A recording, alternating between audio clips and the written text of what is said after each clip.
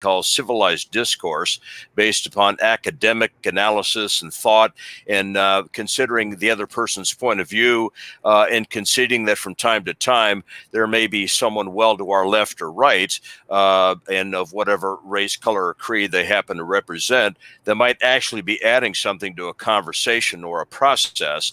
That's being lost in this current American situation, where this Trump-Biden debacle has brought us, I think, to an all-time new low in terms of the kind of thing I remember as a kid when I'm just old enough. I was 5 years old when my parents were watching John F. Kennedy and Richard Nixon on television in those televised debates. And when you go back and look at films of those, these guys were absolutely stellar.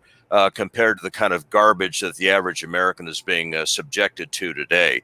So it's why I'm in alternative media. It's why you would never see me in mainstream media, because I've found, particularly with a show like this one, just being one example, that this is where thoughtful Americans across the political spectrum I have been hunting for good news and good news sources and good thinking and good analysis for a very long period of time, because especially since 9/11, the American political scene has become increasingly polluted. You've got basically 6 major media consortiums since the Clinton years, when all of these different media groups were involved in these mergers, that have created a false dialectic between establishment right and establishment left that basically has concealed from the average American who and what it is that is controlling this country and running it, much to the detriment of the average person. And this is where we get into things like fiat money and the Federal Reserve Board. This is where we start to get into discretionary wars that have nothing to do with our true national defense.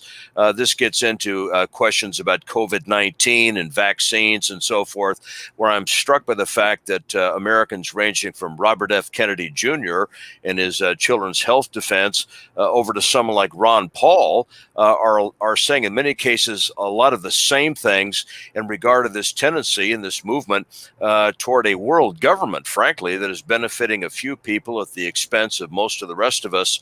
And in terms of this present situation going on with the Republican and Democratic parties, it's difficult to determine which of the 2 major political parties and political party nominees for the presidency of the United States is more dangerous on this issue of war and peace, and on behalf of whom. I find it incredible, for example, that I think it's Michael Rechtenwald, the so-called anti-PC prof that you'll find on Twitter. He had a major post on RT, Russia Today, recently, just in the last 2 or 3 days, that was making what I think is a very strong case for the fact that Joe Biden is even in more deeply with the deep state and the Zionists and the neoconservative war party than Donald Trump is, and is one who voted for Trump 4 years ago and did so hesitatingly. Trump, among the many things that he has completely balled up, in my view, has been the national security of this country, where despite his so-called America First platform, it looks increasingly to me like an Israel First platform, much the same thing that you're going to get if Biden and Harris are elected. And what I see in the longer run for this country is a movement toward a wider war in the Middle East for all of the wrong reasons, for all of the wrong forces that will push us into it. And this is not the kind of political discourse that we should be engaging in mainstream media and in these presidential debate formats and so forth, that's very possible on a show like this. It's for those of us who are involved in outlets like yours, we just shake our heads and lament the fact that political discussion and thought and consideration of alternative points of view has largely been savaged. So in this atmosphere that we have in America right now, why do you think it seems to most people who are looking from the outside looking in that Trump just goes with the wind? I mean, his policies are just on the whim or whatever like that. Because I want to play something for you. It's about it may be like 2 minutes, but this is an example of him doing such things. So I'm here. I want to share the screen. Goes here, and I want to here we are. And I'm about to play it for you. Here it is. This is the commercial, and then here it goes. Can you guys hear it? Yes. Okay, just listen to this. Look at on here. The president's tweets certainly threw yet another curveball into the prospects of a new relief package. Just yesterday afternoon, the president had said that the White House's offer of $1.6 trillion in aid was very generous, and he accused House Speaker Nancy Pelosi of negotiating in bad faith before he shut down the talks. But very shortly after, some moderate Republicans, including those in very competitive districts, urged the president not to walk away.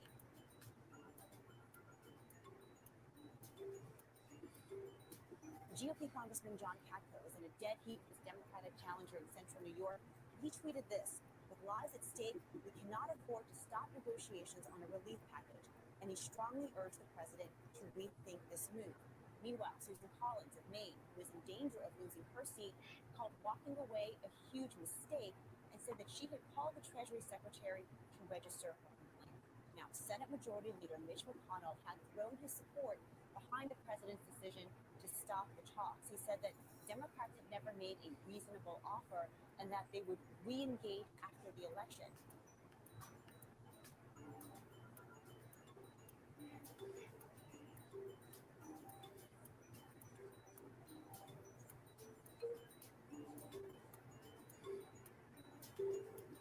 I think they were pretty close to a deal on paper. 1.6 trillion was a good offer. I think it's political malpractice for President Trump to pull out of those talks, even if he was getting strung along to an extent. Now, 1.6 was a great offer. 400 billion to the government's $400 a week and unemployment benefits. I think that was a great offer. For Democrats, that said, publicly pull out and take the blame for them failing is political malpractice. And I think the evidence of that is now that Trump asking for peacemaking corruption, ready to sign checks, etc.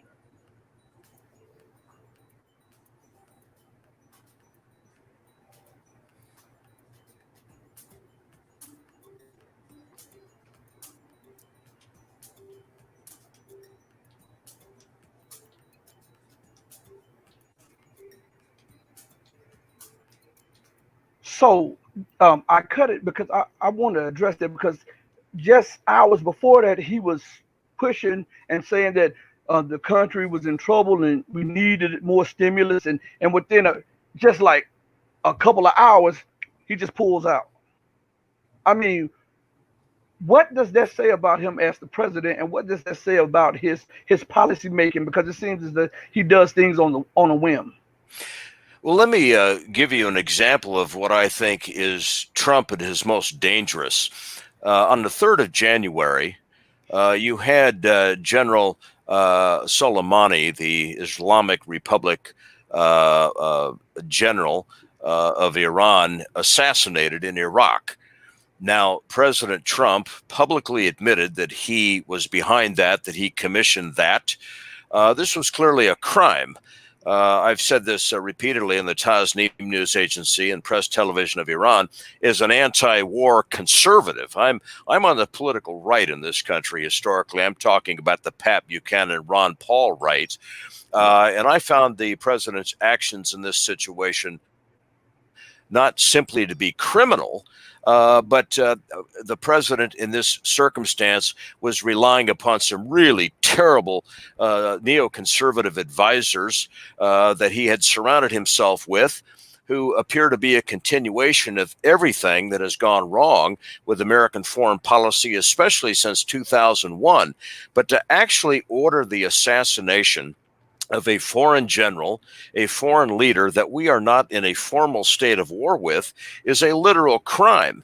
And for the president of the United States to admit that he had done this, and for his political base largely to have supported such an action is simply beyond the pale for me. And I emphasized to the Tasnim news agency at the time that I believed it was criminal.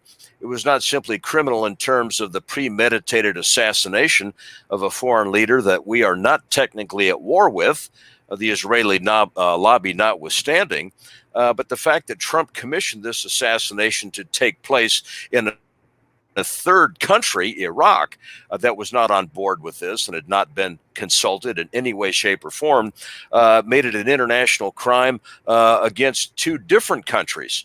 And it was not only a rash and absolutely immoral and illegal thing that Trump did in that situation, but he seems to have, and his advisors seem to have, no consequences of the blowback that is going to occur as a result of having done something like this.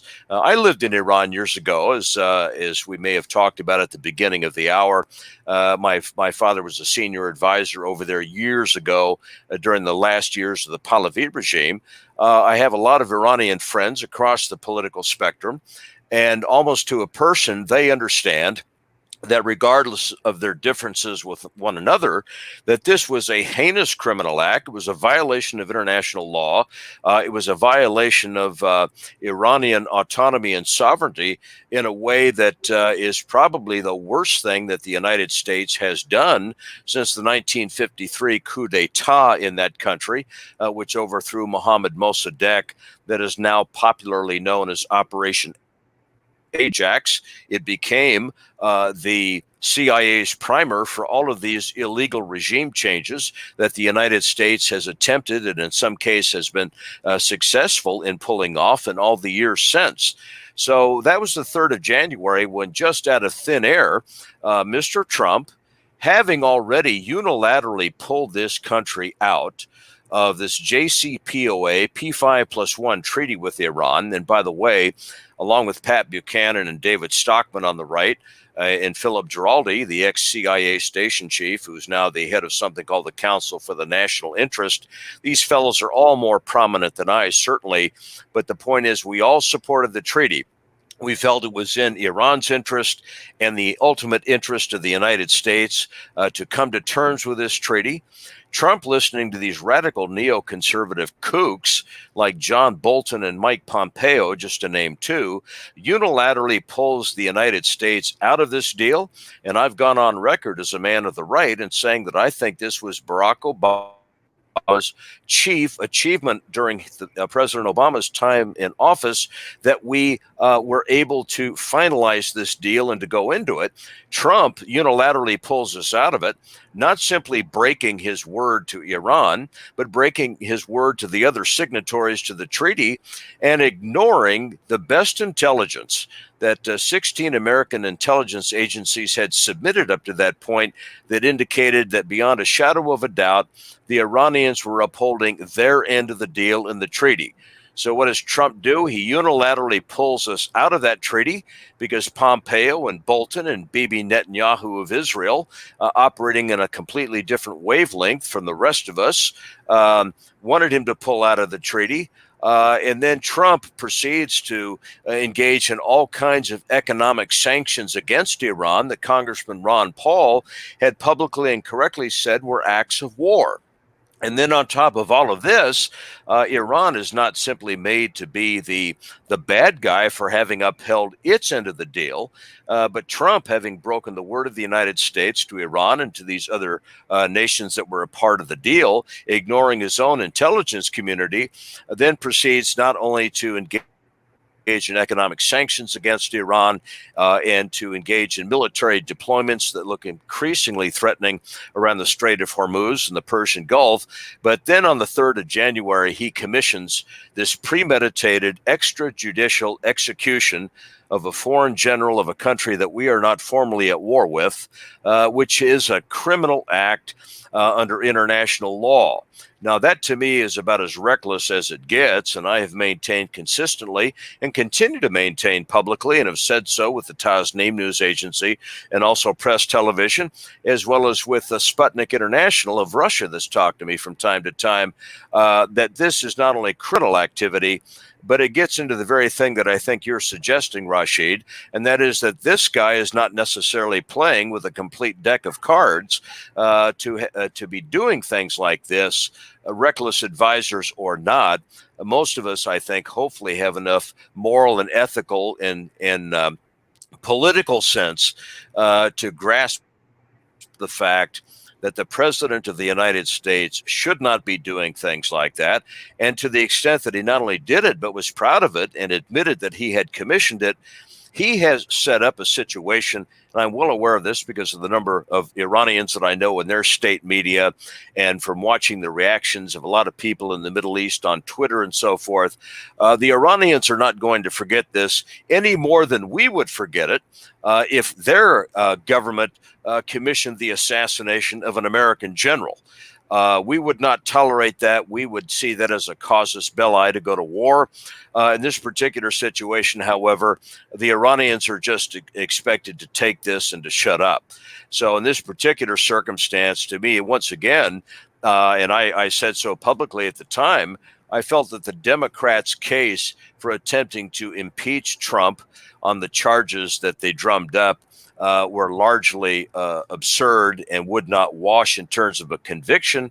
However, if the Democrats had chosen to draw up articles of impeachment against Donald Trump for this Soleimani assassination, I've gone on record publicly in international television shows from time to time that as one, if I were theoretically sitting in the United States Senate as a Republican senator looking at those charges and knowing that those charges are in fact true, I would have voted to convict him. Now, on this, before I bring Rashid in to ask a question, I want to revisit a few things you just said about, especially about the assassination of Soleimani. Sure. Because from sources that I have, they were telling me that he was actually there at the behest of the Iraqi government, and that he was supposed to meet with some Americans too, on the issue of ISIS, and that America lured him over there to assassinate him. Now, Exactly. And I believe that. My sources have told me that. I believe that to be absolutely factual. So in this particular case, Soleimani, who, along with people like Syria's President Assad, have been absolute bulwarks in the attempt to destroy Sunni Wahhabic extremism in the Middle East, an extremism, by the way, that is being supported by the United States, Israel, and Saudi Arabia, just to name three, in an anti-Iran network that has been set up. But you're absolutely right. Soleimani arrived in Iraq and fully expected to be meeting behind the scenes in back channel diplomacy with both the Iraqi and American representatives in a secret chat that was designed to come to some gentleman's terms, perhaps, in terms of what could be done to emphasize any areas of mutual agreement that we might have. And this was the pretext for setting him up in this despicable assassination. Now, again, when you start talking about this, it's not simply immoral, it's not simply evil, it's not simply a violation of international law, but the Iranians have had 2,500-year-old history. For anyone who's studied anything about their history from the time of the Achaemenid Persian dynasty of the Old Testament on forward, the Iranians have a 2,500-year history of being able to successfully deal with foreign occupiers and with foreign exploiters of their national autonomy.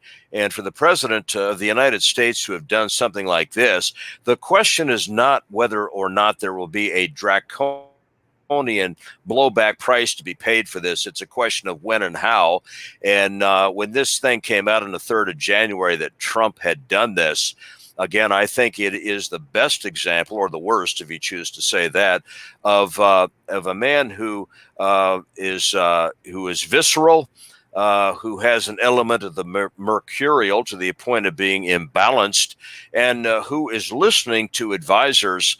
As I said to my older brother, who happens to be, by the way, a Democrat and a very distinguished jurist, I said to him off the record, you know, these foreign policy people that Trump has been picking, you couldn't pick worse people if you went to the phone book and just looked up a random 10 names. These are people that look even crazier than Cheney and Rumsfeld.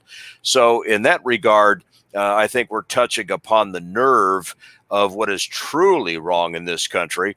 And in a most serious vein, Biden and Harris have given every indication, of course, that they're a part of the war party, that they are essentially supporters of neoconservative and Zionist ideology, even if they try to tone down the rhetoric on it. And I said to my wife a year or two ago, when Kamala Harris was not speaking at the American Israel Public Affairs Committee National Convention, but went there and met with Netanyahu behind the scenes and was subsequently featured on Bibi's Twitter account with all of these photo ops where they were seen together posing for these pictures. I said to my wife, "You're looking at someone who has just been selected to be on the Democratic Party ticket in 2020. And when you look at the Democratic Majority for Israel organization, you look at the connections of Joe Biden with a significant element of the deep state, including the former CIA director, Michael Hayden, who has just endorsed him. These are truly ominous times in which we are living. And when we start even considering that Michael Rechtenwald, the anti-PC prof, might be correct, that Biden is even more deeply involved with these people than Trump, it really causes us to take a deep breath and to wonder if we're not living in the last days, not only of the American empire. That might be merciful for that to be the case. Frankly, I'm a supporter of the American Republic, not the American empire. But we could be talking about the survivability of the planet with some of these folks that have such incredible influence in both of the major political parties. And I think it's the issue of the election, and no one is really addressing it for, I think, some very obvious reasons. Yeah. And it's like I said, I'm going to bring Rashid in, but it was like a 3-part question that I need to ask. And you answered me, but I wanted to go back to something that you said. And you were talking about when the United States illegally and unlawfully pulled out of the JCPOA, right? And and how you were saying that Trump doesn't think about the ramifications of the policies that he enacts. And I want to bring something up here. I'm going to bring it to line. I just want you to listen to John Kerry. John Kerry, the former Secretary of State. Yes. I'm going to bring it to you. Let me see. It takes me a second to let me get stop screen. Okay, we'll bring it right here. Give me 1 second. Here we are right here. And I want you to see this, and I'm going to play this for you. And listen what John Kerry said, and everything that he warned and about when it comes to the JCPOA. It seems like Trump just ignored everything that he warned, because he was talking about that the dollar hegemony Yes. or hung by a thread, and if America did this, did that, then this would spell the end of the dollar. And Trump comes in and he does exactly what John Kerry said would spell the end. I just want you to listen to this. This is 3 minutes and 48 seconds. Exactly. All right, here we are right here.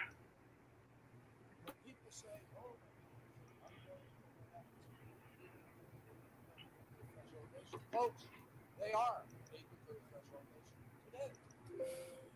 They became that. And they became that while we had a policy of no enrichment. A country that's mastered the fuel cycle. People say, oh, let the 5 plus 1 together again and negotiate a better deal. You're beginning to deal with that, but you deal with the problem of getting that 5 plus 1 again to get on the stock position. I stopped there for 1 minute because remember, Trump has said the exact same thing. The exact same thing. Yes. Now we'll go further. One of the reasons, Sir Harry, that we felt it was important for this negotiation is the fact that sanctions was already framed. Remember, we don't trade with Iran. We have a primary embargo. And by the way, the primary embargo will stay. But if everybody thinks, oh no, we're just tough, the United States of America, we have our secondary sanctions, we can force people to do what we want. I actually heard that argument this morning. I heard it from a number of the organizations that are working on posting, spreading the word. America is strong enough. Our banks are tough enough. We can just bring the hammer down and force our friends to do what we want to do. Now look, a lot of business people in this room. Are you kidding me? The United States is going to start sanctioning our allies and their banks and their businesses because Isn't that what Trump is doing now? I stopped it again because isn't that exactly what he's doing now, threatening his European partners and threatening everyone who disobeys the U.S. dictates? This Oh, is no what's question about it. And it's not simply with Iran, but look at the complete breakdown in American Russian relationship since the end of the Cold War, and especially in recent years. My father was a U.S. intelligence officer at the height of the Cold War. He was in the United States Air Force, the organization that he worked for about a dozen years at the very height of the Cold War. Was involved with the Francis Gary Power U-2 spy incident and all the rest of it. And it was widely believed after the fall of the Berlin Wall, and if we go back that far in the political stream, we have to remember that it was Ronald Reagan who had engaged in some very meaningful arms negotiations deals with the former Soviet Union. And it was George Herbert Walker Bush in the wake of the fall of the Berlin Wall, who promised Mr. Gorbachev that the United States would use this opportunity with the demise of the former Soviet Union to herald a new day in American-Russian relationships. We would not attempt to recruit Warsaw Pact countries into NATO, said Mr. Bush. We would abide by treaties like the INF Treaty. We would not engage in attempts to move American and NATO assets closer, military assets closer to Russian borders. We would not attempt to encircle Russia, and we would be in a position, hopefully, to where both the United States and the Russians, with the end of the Cold War, to mutually begin to reduce the incredible expenditures of our respective military-industrial complexes and move on to a better day. What has happened since? Both with Bill Clinton onward, through every American president that we have had since that time, and most obviously now with the last, with Bush 2, and with Obama, and with Trump, we have seen a series of promises broken to the Russians that have made the present foreign policy of the United States toward Russia an absolute beacon of instability and irresponsibility, much as we have done with the Iranians. It doesn't take a real genius to look at the number of Warsaw Pact countries that have been recruited into NATO to recognize that there's an issue here. We keep having military exercises ever closer to Putin's borders. We continue to be involved in pulling out of treaties like the INF Treaty unilaterally, and the ABM Treaty with Russia unilaterally. And then, of course, there's the whole question of something that was facilitated by Barack Obama and Hillary Clinton and Joe Biden and Victoria Nuland, and that was the illegal coup d'etat in the Ukraine in February of 2014 and the overthrow of the Poroshenko regime, which has led to a circumstance now where the Russians are very much aware that on their southern underbelly, especially with the situation in Ukraine and the diabolical mess that the United States has made of both Libya and its illegal activities in Syria, that this whole question of a new day in American-Russian relationships after the fall of the Berlin Wall, that's over. That's squandered. We're in a circumstance now where, on the basis of American activities in these last several presidential administrations, including the current one, where when Vladimir Putin speaks, and he's a very careful fellow, but when we start seeing articles appearing in Russia Today and in Sputnik and in TASS and so forth and so on, heralding the latest Russian advancements in hypersonic missiles that travel at a number of times the speed of sound, it doesn't take a real genius to figure out that this is in response to all of this American jingoism in the Persian Gulf and in the Eastern Mediterranean and around the Black Sea, as well as at the entrance to the Strait of Hormuz, not to mention all of this American and NATO naval monkery that's going on in the Baltic region. These are reckless policies. This is not national defense that we are talking about here. And the most unbelievable aspect of it is that many of the leading advocates of NATO recklessness in continuing these policies have actually signed on to support Joe Biden. It's unbelievable to me that 300 ex-aides of John McCain of Arizona. And by the way, John McCain's entire political career was financed by his wife, Cindy Hensley McCain, whose father in the state of Arizona was a bagman for the Meyer Lansky Israeli crime syndicate. That is a very, very sordid situation, of course, that mainstream media has helped the McCain empire to keep largely silent for the American public.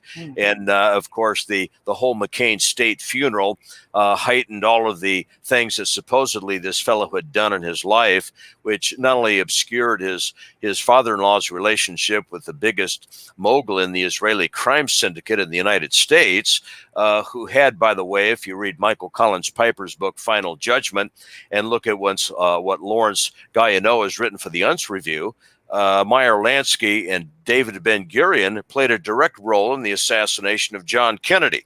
Now, that sounds like a rather extreme thesis until you look at the evidence, but nonetheless, that's the McCain lineage.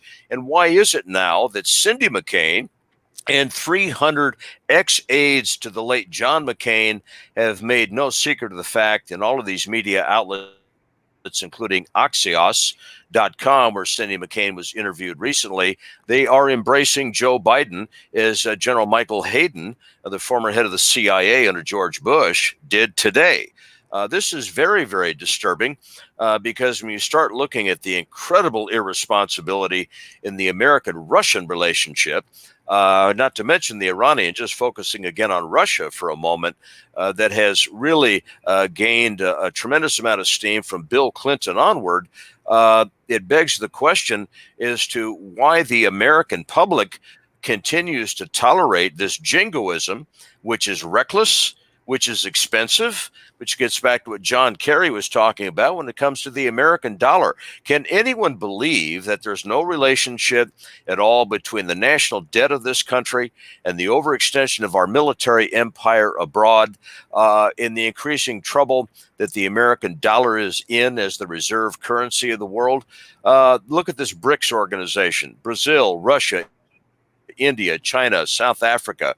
They have formed, as I'm sure your listeners know, they have formed a bloc that will, in effect, either adopt a single currency of their own or will increasingly adopt the pattern of using their respective present national currencies in all kinds of international business deals that are designed to strike at the American dollar. What do we expect? The American dollar, how much fiat money can we print and people continue to have confidence in the American dollar? How many more wars can we get into that we have no business getting into?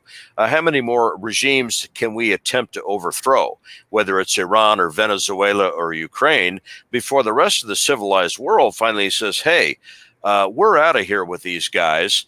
And it's clear that 99% of what they're doing that's directed at us involves upholding the Bretton Woods banking system after the Second World War. It involves protecting the American dollar as the reserve currency of the world, even if that involves terrorism and military threats and coups d'etats.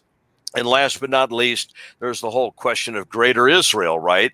In the continued expansion of Israeli borders, where if you get into this Greater Israel ideology that is found in the political party platforms of most of Israel's major political parties, this is a concept that ultimately will extend from the Nile River to the Tigris and Euphrates rivers. This is not simply about a sliver of Palestine.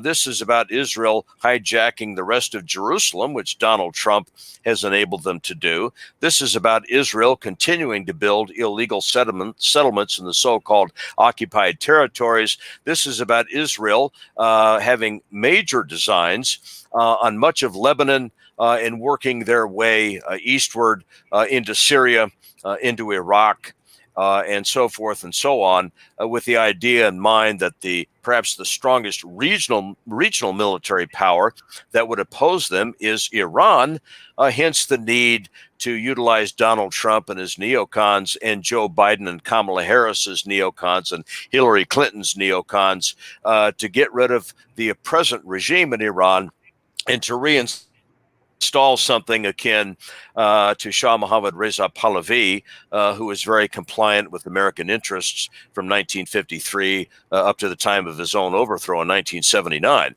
So this is all what's going on here geopolitically. And what's really sad is that the American public, people of goodwill across the political spectrum, from left to right, are largely being cheated out of a real close look at what it is that their political elite is doing and has been doing for a number of presidential administrations that is bankrupting this country, not simply financially, but morally and politically. That's going to get more and more of our young people killed in these worthless wars, and where there will be absolutely no end to it in sight, apparently, even as the major media consortiums in this country, ranging from CNN to Fox, right, supposedly opponents of one another's political views.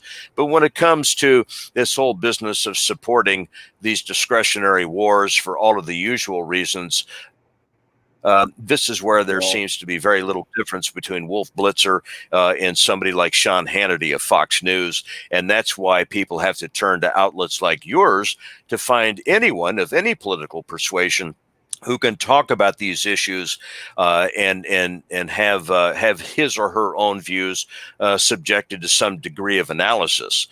This is where we're all being dangerously cheated in this sickening political process in this country, which has degenerated into this snowball throwing and rock throwing on Twitter and Facebook, and where these 30-second sound bites in the garbage that both Biden and Trump's, trolls are putting out there on Twitter. It's revolting. I mean, it's not only revolting and sad. It's dangerous because of the people that continue leading us in the wrong direction, regardless of which political party controls what administration. Now, I'm going to get back and play the rest of this, about a minute and a half of this, but don't forget Obama and his neocons too, because he did a lot of things that most people brush over. Libya.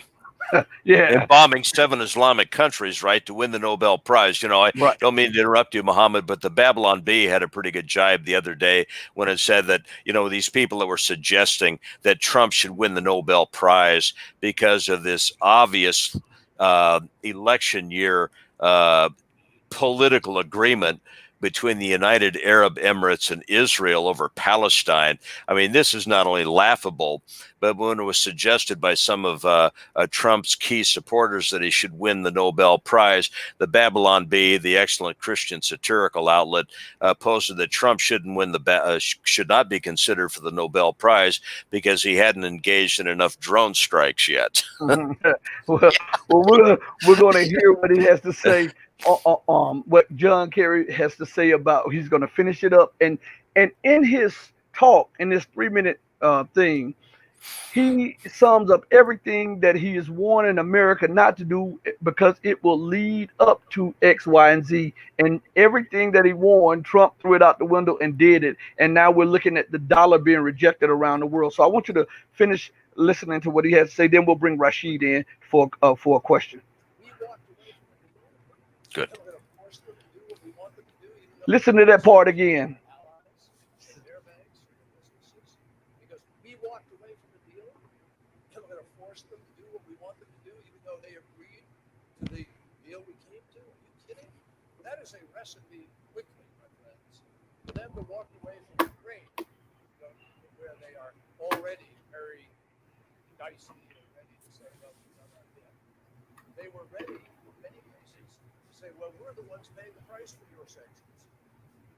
It was Obama who went out and actually put together a sanctions regime that had an impact. I went to China, persuaded China, don't buy more oil. We persuaded India and other countries to step back. Can you imagine trying to sanction them after persuading them to put in place sanctions to bring Iran to the negotiating table? And when they have not only come to the table, but they made a deal, We turn around and fix the deal, and then tell them you're going to have to obey our rules and sanctions. That is a recipe very quickly, my friends, business people here, for the American dollar to cease to be the reserve currency of the world. Did you hear that? Yes, I Everything, did. yeah, everything that he said, Trump has instituted. And now we're seeing China with the AAIB, the BRICS Bank, she's the largest trader, largest financer in the world. She's the largest exporter, largest manufacturer, largest importer. She's the largest accumulate. She accumulates the largest amounts of gold and silver. She's opened up her own Shanghai gold exchange. She is trading with about 50 or 60 countries in national currencies. Plus, she is Exactly. also Africa's largest trading partner, and she has now become the ASEAN organization's largest trading partner, and they are using the yuan to transact trade. On that note, could you, before Rashid comes in, could you like build on that? Well, I'd simply that you're exactly right in every single one of those points. And the striking thing to me is how is it that when you have people like John Kerry saying many of the same things that Ron Paul, David Stockman, and Pat Buchanan are saying in various areas of the Republican right, there's a large amount of agreement on this. So, how is it that we end up with people like Biden? And Trump as the nominees of the respective major parties. This is the part about this that is so disturbing to me.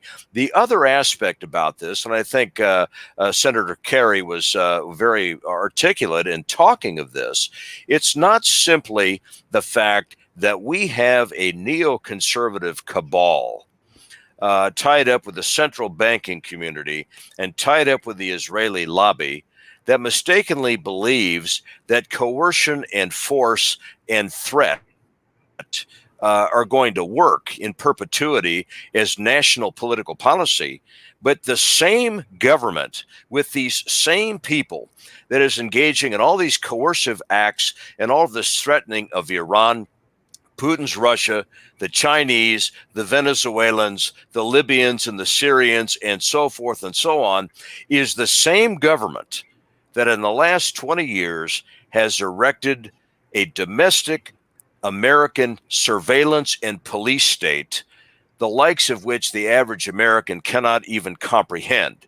And whether you're talking about the data mining of the National Security Agency, whose global internet monitoring operation is right here in San Antonio, by the way. It's not in Fort Meade, Maryland, where many of their other activities are located.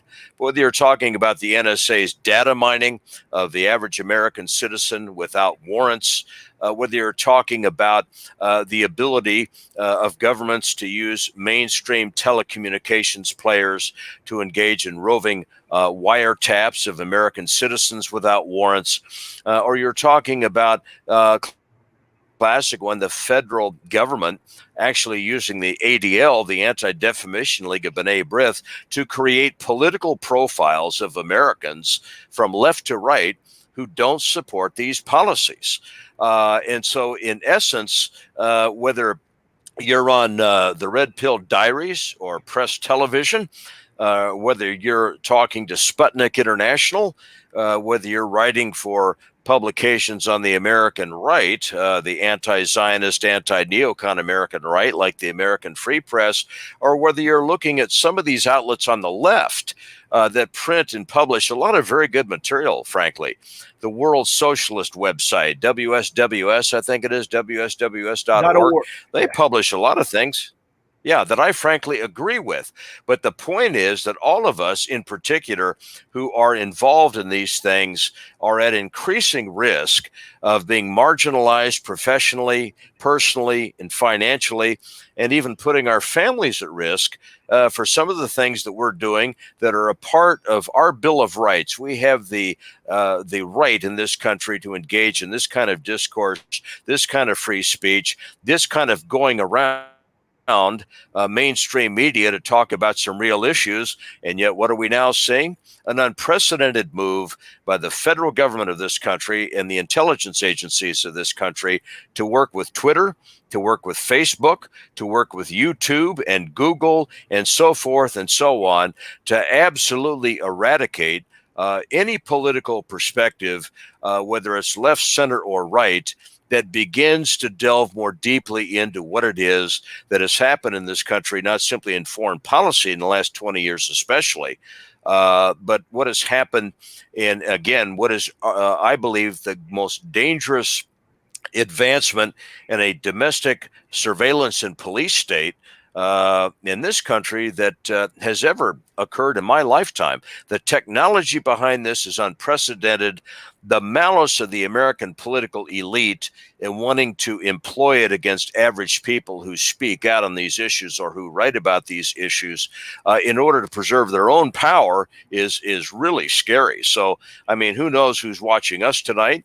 I've been at this for about 20 years, first in that third-party Senate race in Delaware in 2000, but then from 2001 onward with some of the kind of commentary that I've been doing in responsible alt-right media or with foreign media that has had many people ranging from Donald Trump to Hillary Clinton to Joe Biden casting an eye over such people as myself. I'll just give you one example of this. A journalist in this country by the name of Kenneth R. Timmerman, who has been alleged to have had links to the Israeli Mossad. These are things that have been told to me by two people who are household retired names in the Central Intelligence Agency.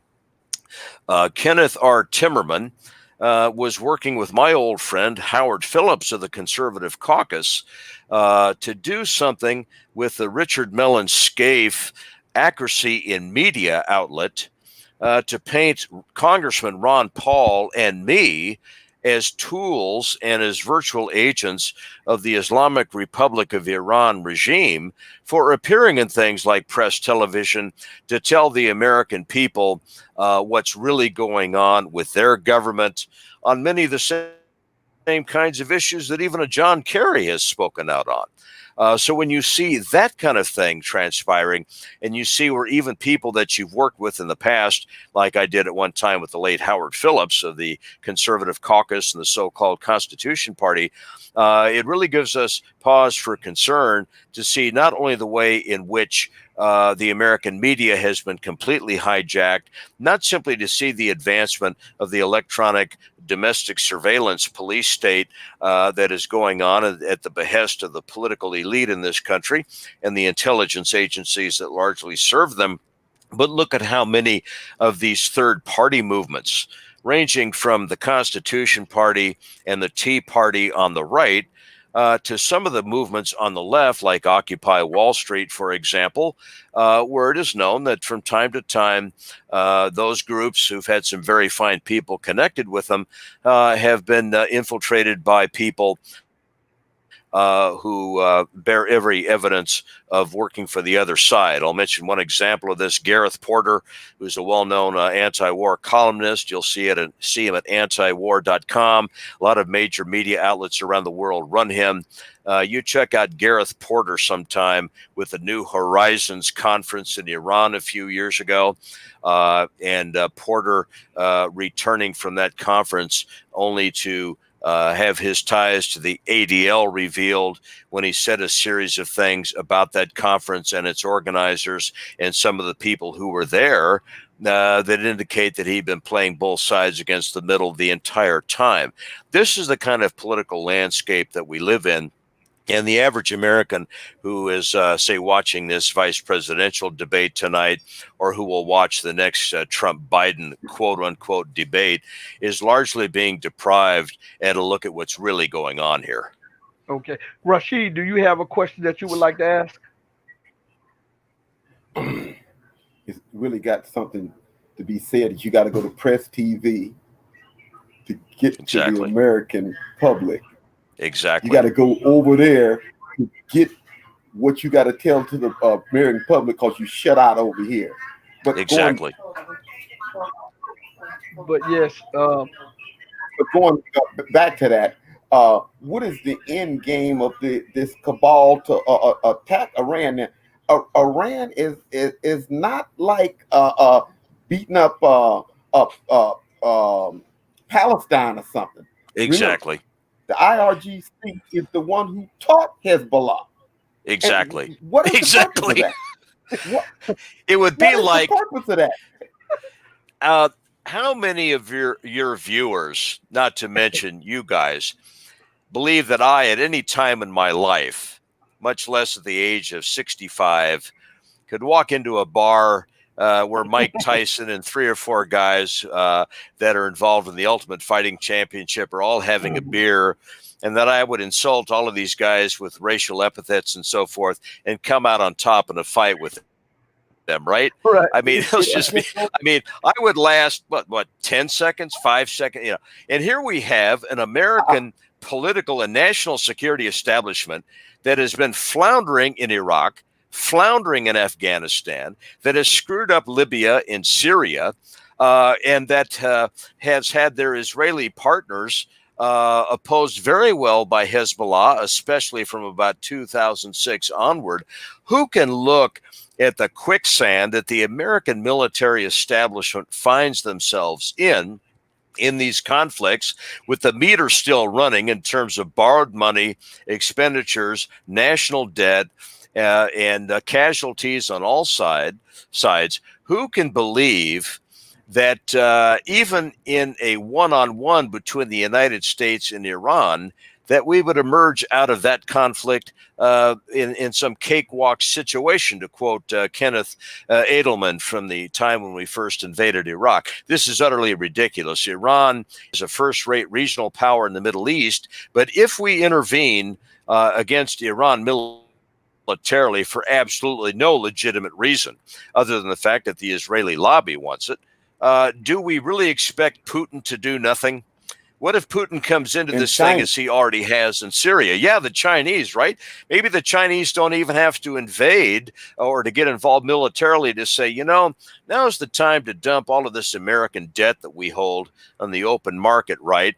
And kiss the dollar completely bye-bye. And it gets right back to what Dr. Paul Craig Roberts has said, the former Undersecretary of the Treasury in the Reagan administration, who's written a lot of things that people like you and I would agree with.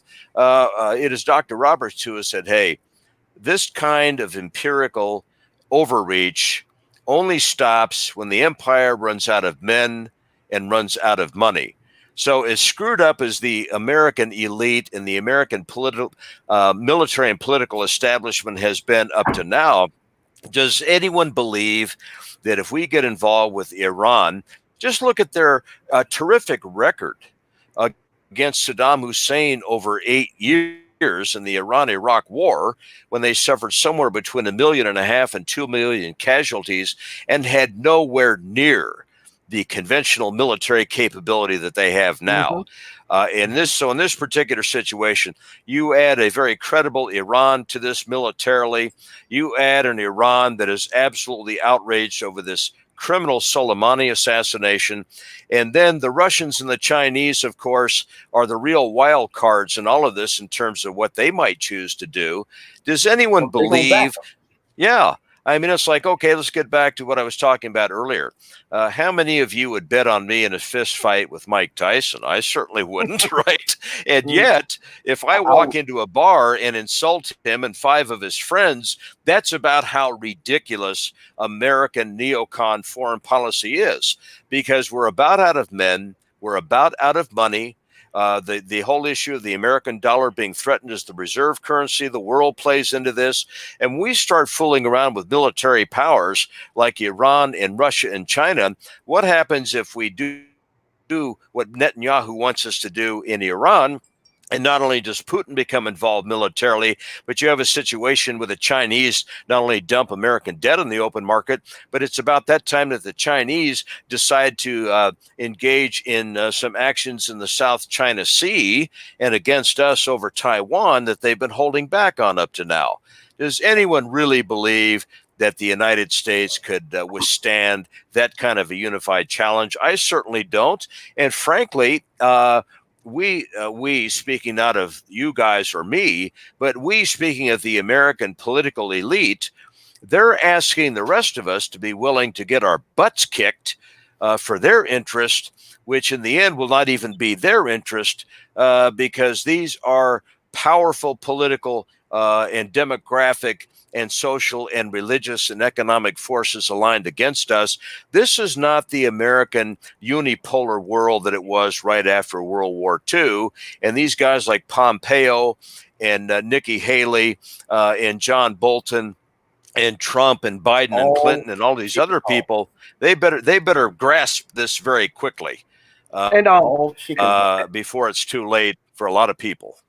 And don't forget the other element that comes into play, that if they attack Iran, then the whole region goes up. From North Africa to the Middle East, the whole region goes up in flames.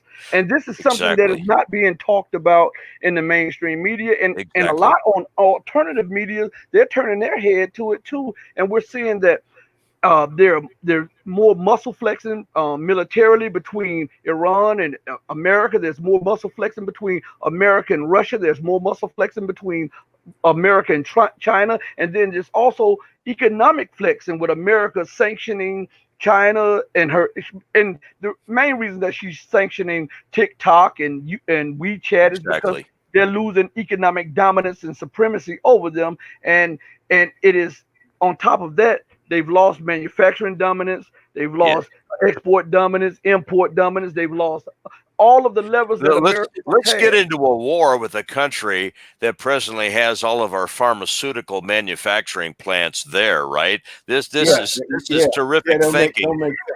and a country that manufactures 93% of the stuff on military equipment. Exactly. Even your uniforms. Yeah. Exactly. You look up sometime, guys. This is a dated case. It goes back a number of years ago to something that the Washington Times published. I don't remember how many years ago, 20 years ago. A company called Magna Quench that at one time was based in Valparaiso, Indiana, which is home to Valparaiso University, the largest Lutheran university in the United States. It's about 3 hours west of Notre Dame on US 30 on the highway. I graduated from Valparaiso, but Magna Quench some years ago boarded things up in Valparaiso, Indiana, and went to China. It was pointed out at the time, years ago, by the Washington Times that this Magna Quench company was involved in all kinds of things involving processors and magnets and various types of things that are very much critical to manufacturing weapons for the Defense Department. And this is sitting in China. And I remember reading this about 20 years ago and going, this is absolutely nuts. And yet we've now reached a point where it's like, guys, this idea of letting these geniuses like George W. Bush and Dick Cheney and Donald Rumsfeld and advisors to Clinton and Obama and some of these loons around Donald Trump in recent times, like Bolton and Pompeo and Nikki Haley. Yeah, this is with everything else that's happened since 9/11. This is just the time, isn't it, to having made a complete mess of the Middle East, to suddenly find ourselves fighting people that can actually fight. So in this regard, you guys are on the same wavelength as I am, looking at this going, who can think this stuff up? This is lunatic. I heard one analyst said the IRGC is Hezbollah on steroids, and they want to go fight these guys. And then all of them are chicken hawks. None of them went to war, but they can send everybody else to war. Exactly. And what's ironic about what we were talking about with China and the United States is that on one campaign trail event that Trump was doing, he had the big American flag behind him. And it came out that and he was bashing China, and it came out that it was manufactured in China. Yeah, exactly. So you're looking at this stuff, and it's just beyond belief. A classic example of how these guys can erase historical memory and turn on a dime. Back 40 some odd years ago, in the last 5 years, especially of the Pahlavi regime in Iran, there was an organization, and it's still around, by the way, very much around, called the Mujahideen-e-Khalq, or the People's Holy Warriors, the so-called MEK, MKO. They assassinated a series of American military officers and American defense contractors in that country at that time. They proclaimed themselves to be an Islamic Marxist organization. There have been all sorts of articles about them over many, many years, including the Rand Corporation report that talks about the fact that they're also a religious cult where the Rajavi couple that runs it, Miriam and Masood Rajavi, that run the thing. Like an authoritarian cult that's involved in mind control and controlling every aspect of their members' lives. Well, their headquarters is now based in Albania. Now, these folks who at one time were attempting to overthrow the Pahlavi regime in Iran, which of course was backed by the CIA and the Mossad, they later became involved in doing the bidding of the CIA and the Mossad in working with Saddam Hussein during the Iran-Iraq War when Saddam Hussein started this war with the Ayatollah's regime at the urging and behest of the United States and Israel, and probably secretly Saudi. Certainly Britain was involved in this. And now, of course, all these years later, the MEK has not only murdered at least 17,000 Iranians in Iran since the mullahs booted them out of Iran at the conclusion of the revolution, but they were involved in bombing the Iranian Majlis and murdering a Iranian Majlis speaker by the name of Ali Beheshti. They're now based in Albania. They are engaged in major computer trolling from their headquarters and outside of Tirana for the CIA and the Mossad. And even Newsweek magazine concedes that the MEK in all likelihood was the outfit used by the United States CIA and the Israeli Mossad in the assassinations of these Iranian scientists in Tehran and some of these other acts of terrorism that we continue to read about from time to time that take place either in Tehran itself or along the southwest Iranian coast and some of these provinces like Khuzestan province and so forth and so on. Well, now, of course, these same people who were involved in all of this terrorism against the United States years ago. These are now people who have been posing in photo ops with the late John McCain, Senator John Cornyn, the Republican senator here in Texas. These are people who the Rajavis have been in photo opportunities with Bolton and Pompeo, in Rudy Giuliani and so forth.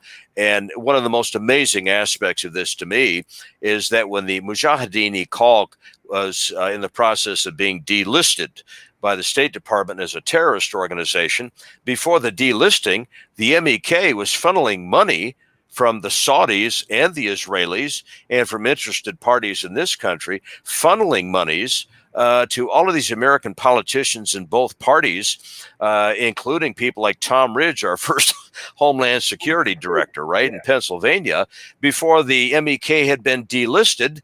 And henceforth, you have people like Tom Ridge and Ed Rendell and John Cornyn and so forth taking money from an organization that was officially designated by the United States government State Department as a terrorist organization. These guys were all committing acts in violation of American anti-terrorist legislation, but allowed to freely do so. Look at the New York Times list of who was receiving all of this money. These are now the people that the neocons in both of the major political parties ought to comprise the future political leadership of Iran after the present regime is disposed of, when in fact this terrorist organization has a blood-stained history. These people are a so-called Islamic Marxist cult. They have engaged in acts of terrorism against people of different political backgrounds and persuasions that is just absolutely beyond belief. They have virtually no support among Iranians who actually live in that country. And yet our government and the Israelis are planning on installing these people to run the Iranian government after they get rid of the mullahs. I mean, this is just how crazy this stuff is. Well, that goes back to the Mujahideen of Afghanistan. When Sure. if you look at the Rambo movies, at the end of the Rambo Exactly. movies, they thanked Osama bin Laden and the Taliban in after it's in the credits. Charlie Wilson's War, right? Yeah. Yeah. And now they're terrorists. And then when you go, they label ISIS terrorists, then they give ISIS a hand in Syria and Iraq, and they Boko Haram terrorists, and then they give them a hand in North Africa. And prior to America's presence there, they were not there. Why Exactly. is that? Exactly. I couldn't say it any better. And so you have an American public that's still being told that we are in Afghanistan because of ISIS. When I think Philip Drawley, the retired CIA station chief, who now is head of the Council for the National Interest, he's anti-neocon, anti-Zionist. I think he pointed out a number of years ago that there were probably only 200 people left that had any degree of affiliation with ISIS at all who were in Afghanistan. And whatever really did happen to bin Laden, if you accept the establishment version of how he was done away with, which we'll just accept that at face value for a moment, I don't happen to believe it. But if you, bin Laden's not a factor, however he was ushered out of this world, that supposedly is the only reason we were there. Why do we continue to be there, right? And you go back to the whole history of this situation in Afghanistan, whether you're talking about the fact that Alexander the Great and Genghis Khan and the British Empire and the Soviet Union all found out that invading Afghanistan with conventional forces was not a real good idea. And yet the United States does the same thing. That's bad enough. But then when you get back to this whole thing with bin Laden, it's like, well, he was one of our boys when we were fighting the international communist conspiracy, but now he's a bum. Now we believe him, of course, to be dead, but he was no longer our guy. He became a bum. But, well, ISIS is comprised of bums when we supposedly are working against them in Afghanistan. But when we're using them in Libya, in Syria, all of a sudden they're terrific. And how does the American public not figure this out? I mean, this is just beyond the. And one of the main reasons why we're America is still in Afghanistan is that is the underbelly of Russia, China, Pakistan, and India. Exactly. And it sits on roughly and Iran, and it sits on roughly $7 to $14 trillion in untapped mineral ore and natural resources. Exactly, with an outlet to the Indian Ocean. There you have it.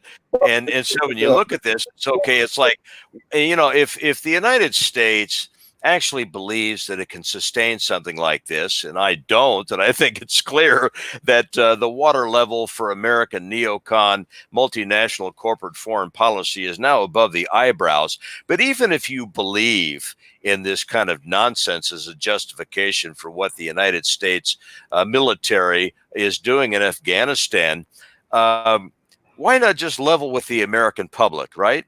Why not simply say, you know, we really didn't go in there to find bin Laden. Now, I happen to believe that the Israelis had far more to do with 9/11 than bin Laden, but that's probably a topic for another show. But okay, if the, you know, why don't we just simply level with the public and say, folks, let's be honest with ourselves. Let's be honest with our own people. Let's be honest with the world and say we're in Afghanistan because we are trying to encircle all of the countries that you just mentioned, Rashid, and we have a lot of minerals and oil to steal from that country, and therefore that's why we're there. Now, yeah, of course, in this messianic complex that American foreign policy has always had, where we need to enshroud a really sleazy agenda with the flag and the cross, right? And I think Sinclair Lewis talked about that. This is really the truth of this whole thing. And so although it hasn't happened to be in a few years now, there have been times in the past when, as a Lutheran pastor, I've been summoned to the San Antonio Military Medical Center here, which is the hub of American military medicine worldwide. And in the past, few years ago, it happened 2 or 3 times. Lutheran family would have a loved one severely injured in Iraq or Afghanistan, usually someone that had lost a lower torso and was on life support, and these terrible situations. And of course, I would dutifully appear when the American military did not have a Lutheran chaplain on duty, and the family wanted a Lutheran chaplain. I was the first civilian Lutheran clergyman on the list for whatever reason, so they'd call me up, and I'd dutifully go out there. How do you face a fiance? How do you face siblings and parents of someone who has virtually ceased to live except on machinery, and say to them, and of course I don't say it to them, but I know one mother asked me later on the side, "Do you really think that my son's life is worth what we're doing there?" How do you answer something like that as a pastor when you're a civilian guest in a military hospital, right? Mhm. But it's like Mhm. that mother from Washington State in this case, she's thinking what I've already concluded is not in our national interest. And she's already, I could see the wheels turning in her mind with these canards that this Army colonel offered when he walked in and said that their son's life had been given for a great and noble cause in the defense of American freedom and the American way of life. I'm sitting here listening to this going, well, under the circumstances, I'm not on press television. I'm dealing with a dying kid here and his family, and I'm on America's premier military hospital with an Army colonel that either believes this stuff, which is scary enough, or who's saying this stuff because he's been commissioned to say it, which is probably even more reprehensible if that's the case. And I'm thinking in my own mind, this is where the rubber meets the road. This isn't worth it. This isn't a moral foreign policy. So whether you're talking about moral and political bankruptcy and blowback, or you're talking once again about what John Kerry was reminding us of in regard to the reserve currency, the American dollar and the reserve currency of the world, and the American dollar's threatened status in this regard, or the rise of political and military powers in my lifetime that could more than handle the United States if they became involved in a joint military and economic and political alliance against us and what we become. So this is, I think, the premier issue among some very serious issues to be discussed in this campaign between Republicans and Democrats. But I'm sad to say that I don't see it happening. Well, do you think? I would like to. Oh, go ahead, Rashid. Go ahead.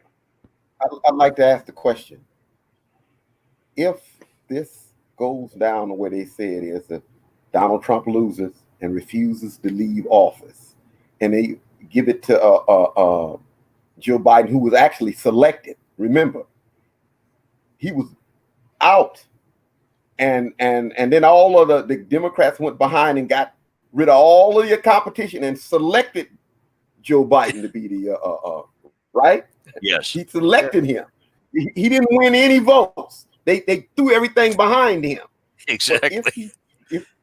If they do this and he refuses to get out, what do you see? I would see a crisis of unparalleled dimensions in this country.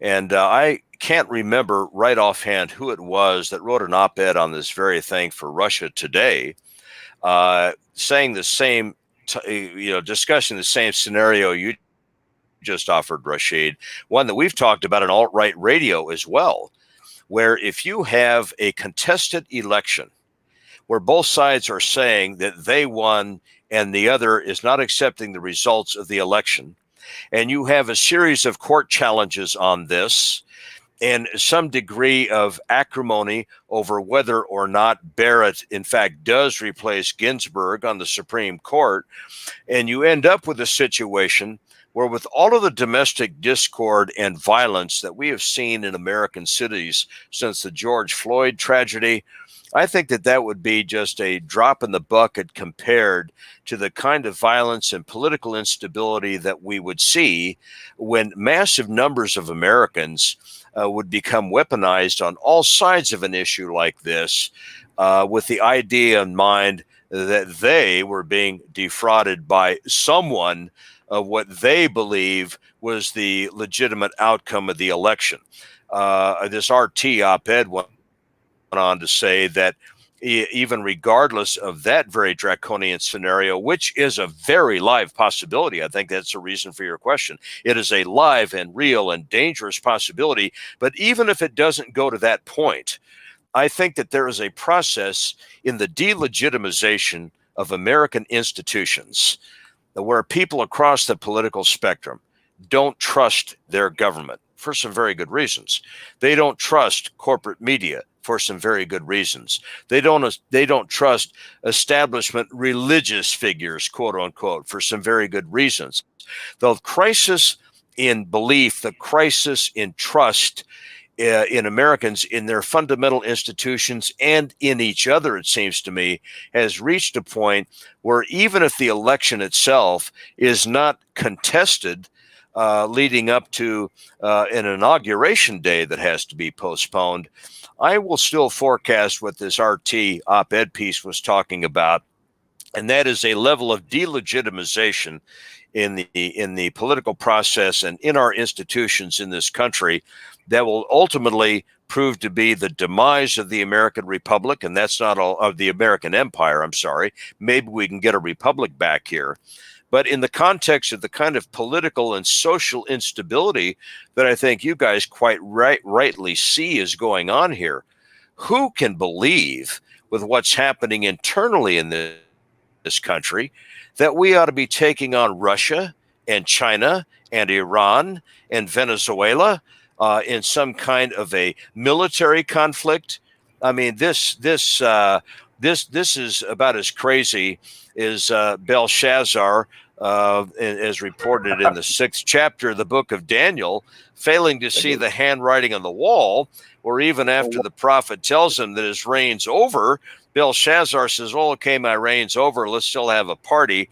And whether you believe in the narrative of that book or not, according to Daniel 6, the end of his reign came that night when the Medes destroyed him. That's about the point that we have reached in the United States, where we've still got so many people in this country congratulating themselves because we're the greatest country on the face of the earth, at the same time that the three of us, at least, who are talking with each other tonight, are seeing a far different America, and are seeing an America, I think, on the precipice of a disaster that not only will portend the end of the empire, and some of that, by the way, is good, but in the wake of the power vacuum that will follow, what would follow such a demise of American political fortunes? We really don't know.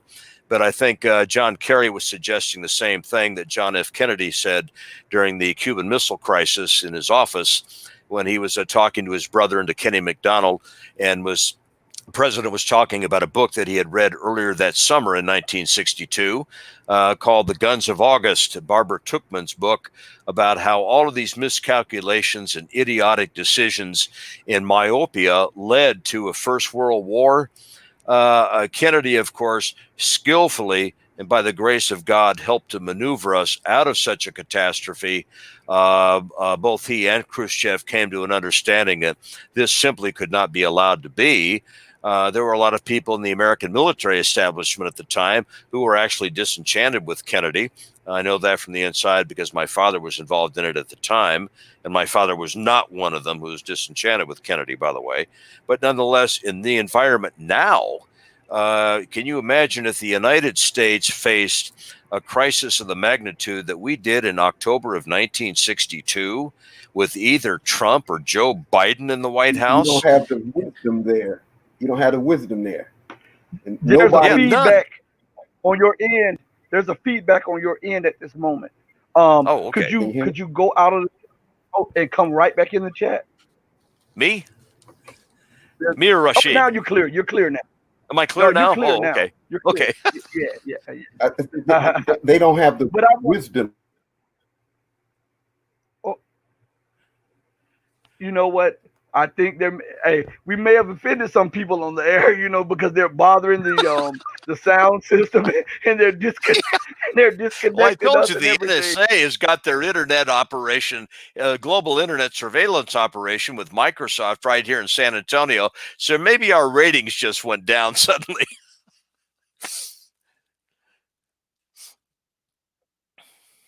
they continue to throw me off also. But um, so I guess this what we're talking about is really major because no one is really speaking on these issues. But I wanted to ask you a question about Obama. Why Yes. does Obama in the black community, you think, get a pass for some of the most detrimental policies that he's enacted against Black America? And most black people don't realize that he bombed more African countries and more Muslim countries than most presidents that preceded him.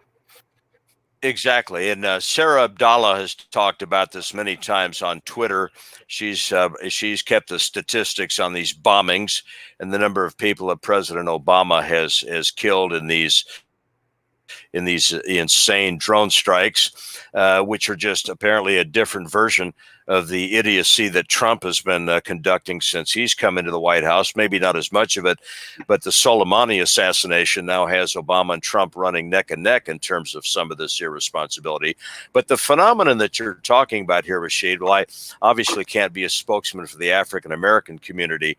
It seems to me that phenomenon with Obama among many African Americans is very similar to what I see among a lot of white Republican voters who wave these flags and who say that Trump is making America great again, when whether you're looking at the national debt of this country or the ongoing character of these discretionary wars or the Soleimani assassination or these idiotic things that Pompeo is apparently and Netanyahu are prodding Trump to become more directly involved in when it comes to Iran, can any of us fail to see that to that extent, the average white suburban GOP voter shares many of the same true believer characteristics as a lot of well-meaning African Americans who would vote for a Democrat, and certainly an African American Democrat like Barack Obama,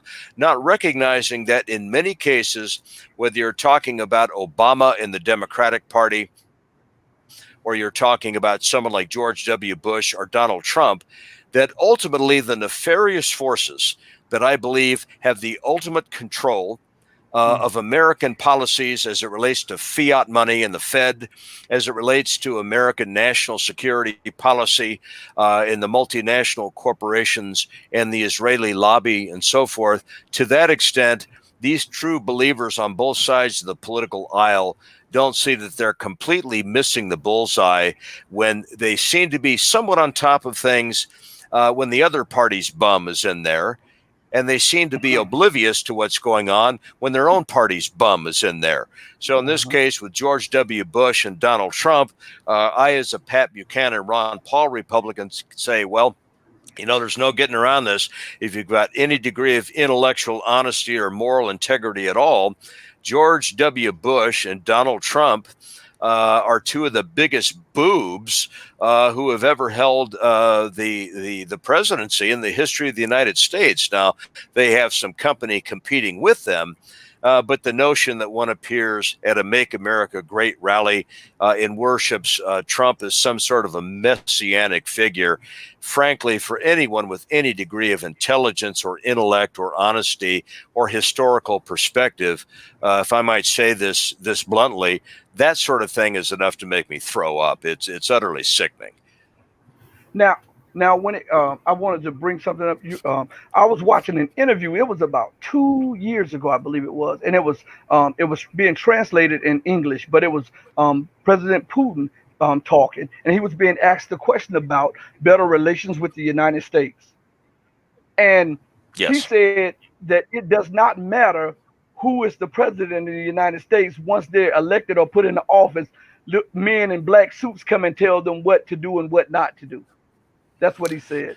I believe Could you I saw elaborate on that same interview with the subtitles, of course. I don't speak Russian, that? but Yeah. as proof of that very thing, I would point everyone to November the 22nd, 1963, with the assassination of John Kennedy in Dealey Plaza in Dallas on Elm Street. Who were the forces ultimately involved in that assassination? That's a subject where I've read thousands and thousands of pages. That's a subject where I've engaged all kinds of people in conversation on that subject who have written some of these books and so forth. I've even interviewed in the past the guy who took the JFK autopsy photographs at Bethesda Naval Hospital in Maryland. That goes all the way back to a media thing that we did in 2001 before 9/11. But the fact is, that is the fundamental question. And I think since John Fitzgerald Kennedy and his assassination, and the assassination, tragically, later of his brother Robert Kennedy in June of 1968, that the question about who ultimately killed those two, and for that matter, you could throw Martin Luther King into the mix too. In this case, we're talking about the President of the United States and an Attorney General of the United States, whom I believe would have been elected had he not been murdered in 1968. That this gets perilously close to why I believe, although I'm speaking for him and I really shouldn't be doing that, I would suspect that President Putin, if he was listening to this conversation tonight, would understand that, yeah, the Kennedy assassination shows exactly who's running the United States in truth. And that when you look at all of these American presidents who have followed Kennedy, these are all people to a greater or lesser degree have operated within certain parameters and have understood that if they went outside those parameters, especially when it comes to things like the Israeli lobby and the Fed, that they wouldn't live too long. And I think that is undoubtedly, in my own mind, the essence of what is in President Putin's mind. And I think he's a very smart and cunning man.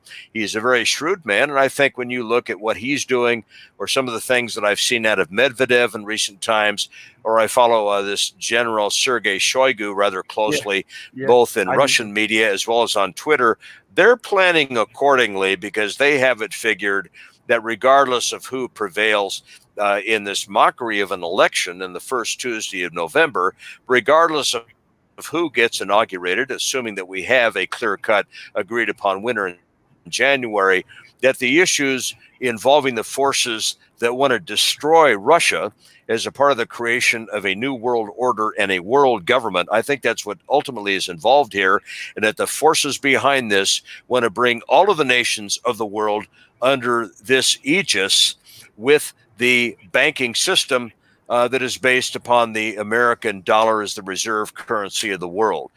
This has a lot to do with the death of Gaddafi. This has a lot to do with the death of Saddam Hussein. This has a lot to do with the attempts at murdering President Assad by the use of these Sunni Wahhabic organizations and so forth and so on. And when we understand it from that perspective, those of us who grew up as kids in an environment where we trusted America, where we waved American flags, and where we assumed that if we were in a conflict with a foreign power, it was because America was right and the other side was wrong. That model died for me a long time ago after I grew up and began to look at a lot of historical evidence that I was never taught in school, that I had to learn on my own through research and through talking to very educated, astute people in these areas who had not been brainwashed by the American media and the American educational system. During the entire time that I lived in Iran, when I found out that the CIA had something to do with the overthrow of Mohammad Mossadegh in 1953, and I would ask a few American policymakers that went to the same church that I did, they would respond with, well, Mossadegh was a communist. Oh, okay. He was a Soviet-backed KGB stooge. Oh, okay. Well, all these years later, some intelligent reading and reflection proves that that is complete poppycock. I have right in this studio library behind me that you can't see, where I have hundreds of books in here, theological and historical and political. I have the American Free Press's republication of all of the CIA documents about Operation Ajax that were obtained from the George Washington University National Security Archive file through Freedom of Information Act lawsuit. When you read what the CIA and the British MI6 themselves were saying about Operation Ajax at the time, then we begin to see what a ruthless and unscrupulous operation this was, that the United States was involved in destroying the political autonomy of that country for the same reasons that we're now trying to do this with Afghanistan and Syria and Iraq and so forth and so on, and that ultimately it caught up with the United States in 1978-79 with the overthrow of Pahlavi, and I'm sure, sadly, it's going to catch up with us again with a government that is now assassinating Soleimani, or that is involved in using ISIS against Gaddafi in Libya, supporting openly Clinton and others this extrajudicial assassination of Gaddafi, and openly laughing about this as though this is something to be proud of, or utilizing ISIS to try and destroy the Assad regime in Syria. Or all the nefarious things that we do with Israel in the Middle East. All of a sudden, this mythology has come crashing down, and reasonable people like myself who have lived in this part of the world over time, or who have studied and read a lot of things from a lot of sources that are not kids in American educational circles are not being exposed to or told exist by the American media. It's then and only then that a person of goodwill across the political spectrum steps back from this and says, my land, I supported this at the time, or thought it was a moral policy at the time. What in the world was I thinking? If you were to have talked to me some 35 years ago, or go back 40 years ago when Ronald Reagan was first elected as the president of the United States, I believed all kinds of things that are frankly laughable now. When I look back and think, I was a person of goodwill. I thought that Ronald Reagan was the Messiah on the white horse and so forth. Only over the course of the last 40 years, through my own experiences, my own research, my own travel, not simply to Iran and other places in the Middle East, but going to South Africa, going to Malaysia, attending these Kuala Lumpur war crimes tribunals a few years ago, 2013, I think, where I actually heard firsthand from witnesses what it was that the Israelis did in these Sabra and Shatila refugee camps in southern Lebanon with the complete connivance and support of the United States. This was to actually listen to the testimony, to see the evidence and so forth of what it was and what it is that my government is supporting. Not only Sabra and Shatila going back to 1982, but all other manner of atrocity over decades since and decades prior.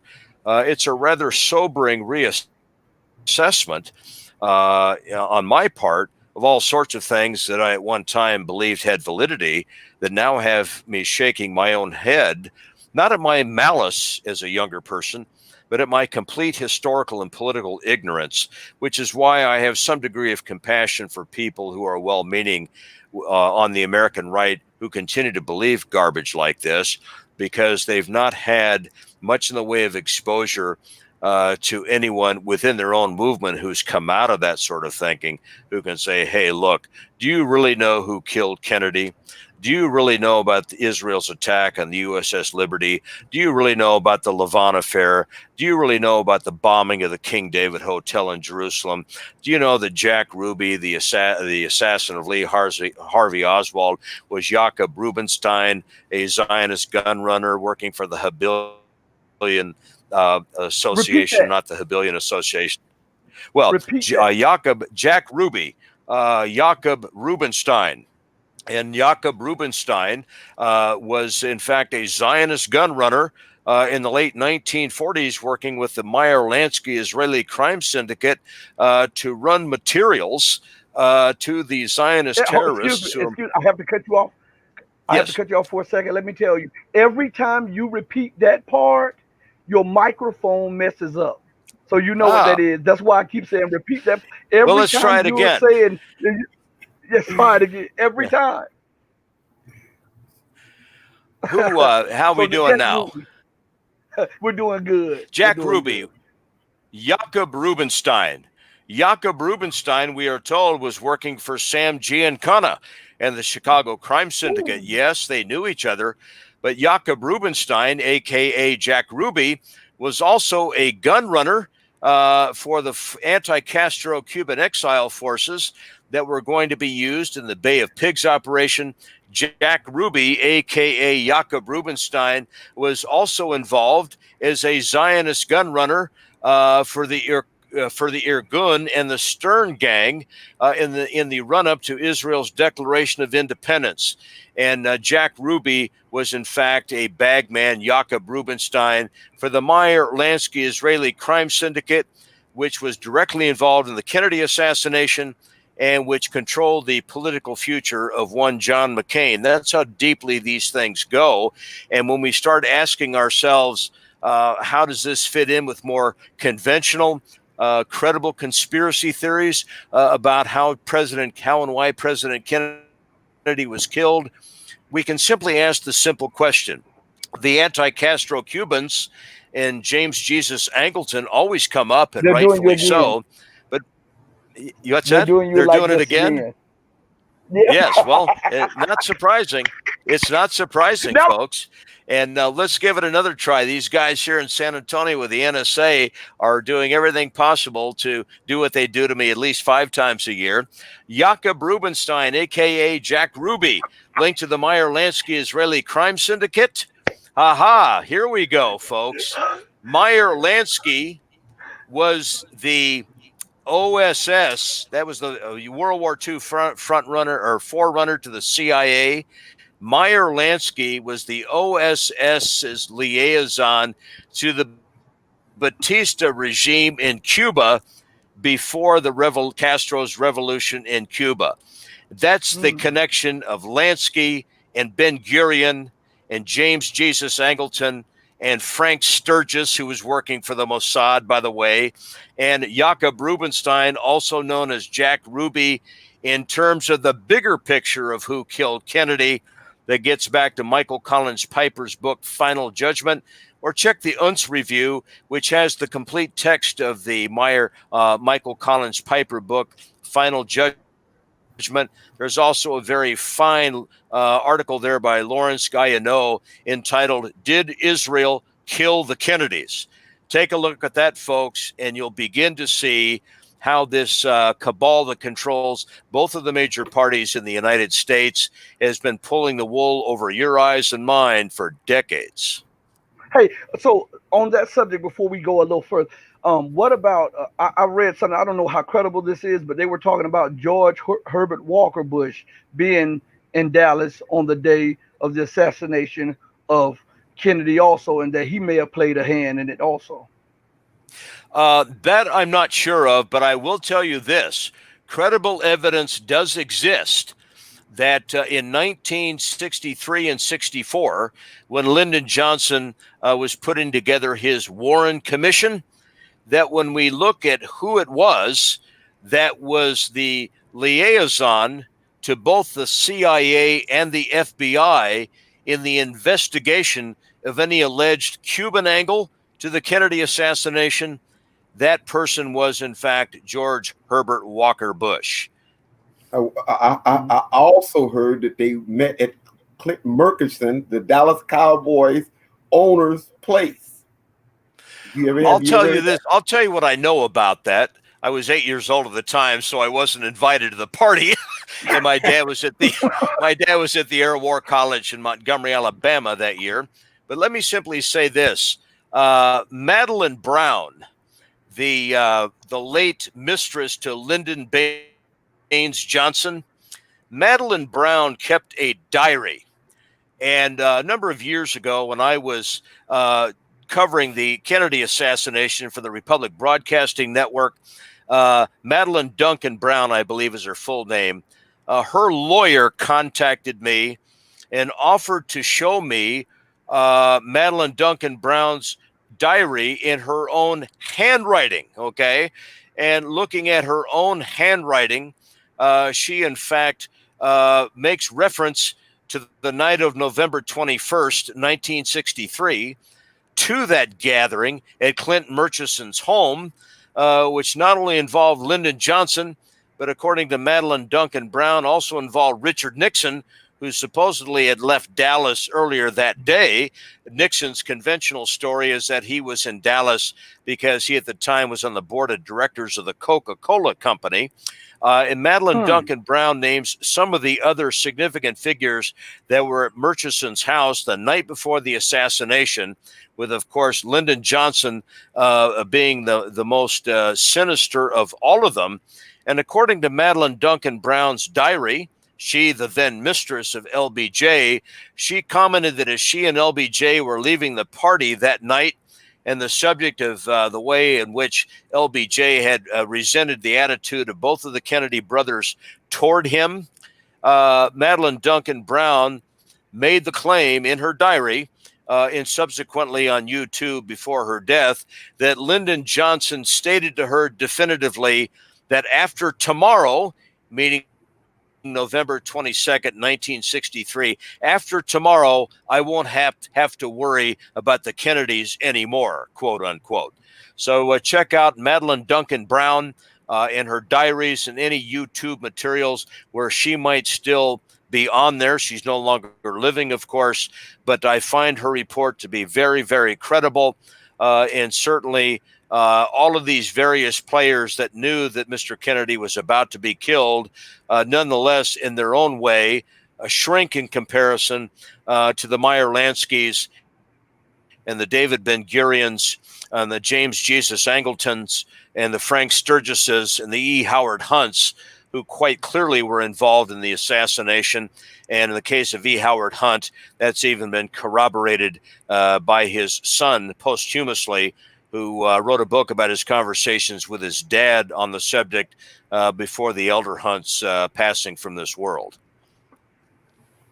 Wow. That's a lot there. So it shows us the system is corrupt to the core. Then it's corrupt, and it is so corrupt that it's mind-boggling. Whoa. As a matter of fact, you guys know of Dan Rather, right? Yes. Dan Rather, in November of 1963, the now retired Dan Rather of CBS News, who still pontificates on Twitter with some of his ideas. You can go back on YouTube and witness what I did as an 8-year-old boy at the time. Dan Rather was on November the 22nd, 1963, as a CBS newsman working for Walter Cronkite News. Dan Rather was viewing the Zapruder film, which people like I were not allowed to see at the time. It was not released to anyone in the general public for 12 years. Mr. Rather was saying that when Mr. Kennedy was struck in the head by the fatal bullet, that the president's head moved violently forward.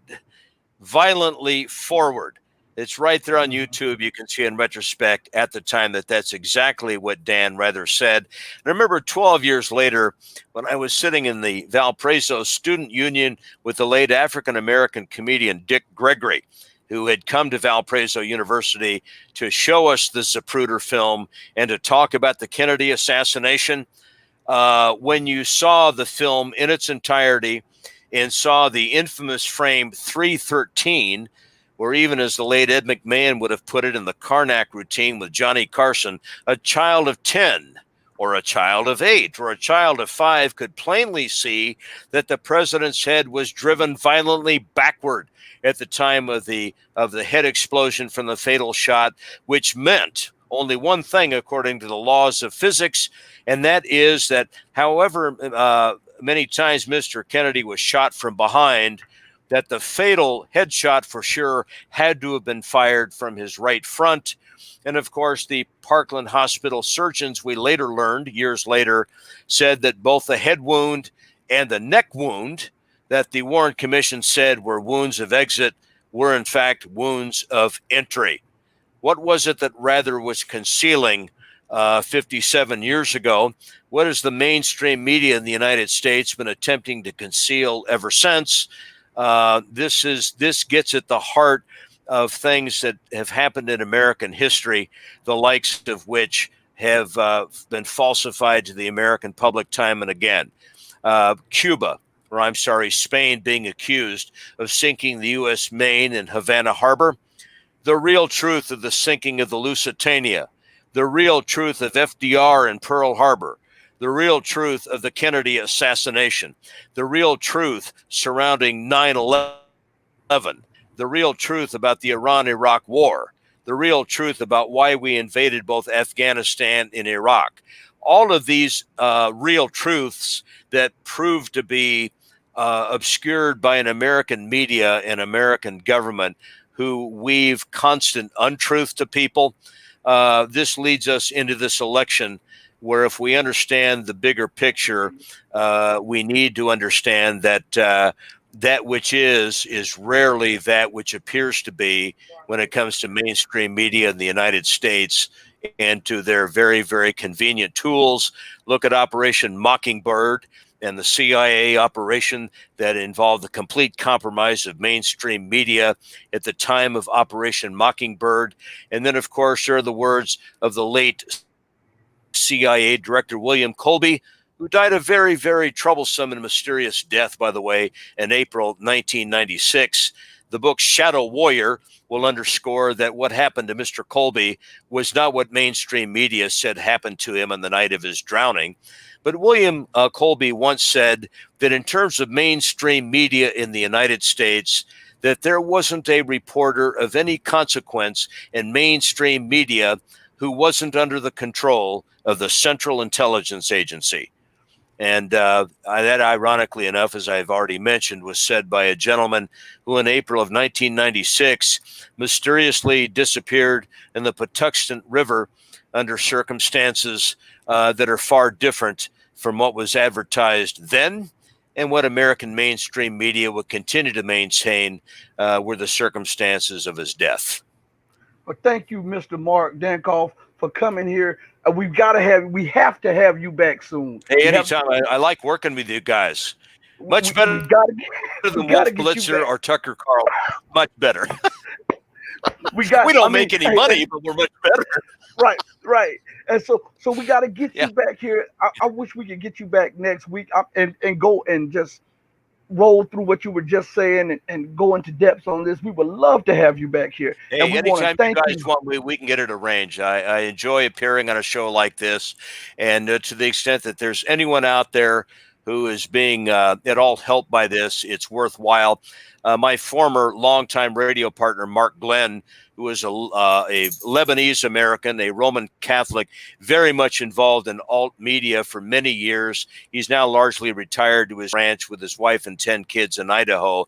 But he and I used to talk about why we continued doing this to our own professional and financial and career marginalization and detriment. And he said, the reason that we're in this is because there's an element of the prophetic that's involved. And the other thing is that to the extent that there's anybody out there listening to us who understands that what we're saying is largely true, and they understand that there's at least somebody out there who knows what the truth is, then those folks out there, whether it's 1 or 10 or 200 or 500 in an individual show, or whether it's an audience of 5 million, which I've occasionally drawn on press television, there are average folks out there of all kinds of nationalities, including the American variety, who are good people who simply need to know that they're not alone. We're in this together. We salute you and we thank you, and we'll talk behind the scenes. Thank you so much. You have a blessed night. Hey, I sure will. God bless, guys. Take care. God bless you. All right.